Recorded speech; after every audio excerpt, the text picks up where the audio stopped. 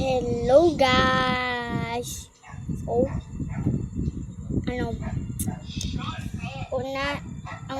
dito ang left hand, dito ang right hand. Magjo-draw tayo ng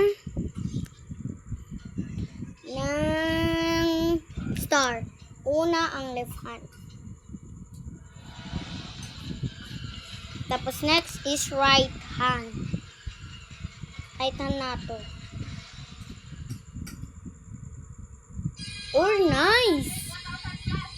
Pero nagsusulat talaga ako sa left hand. Left-handed ako. So, next is a bow.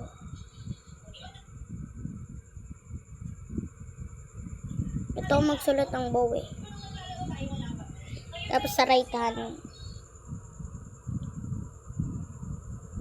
Liit.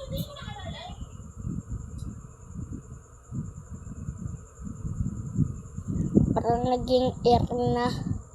Yan pa, isa pa guys.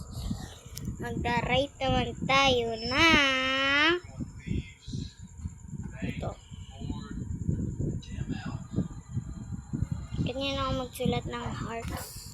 Tabing yung left hand ko yung una. Let's try right hand.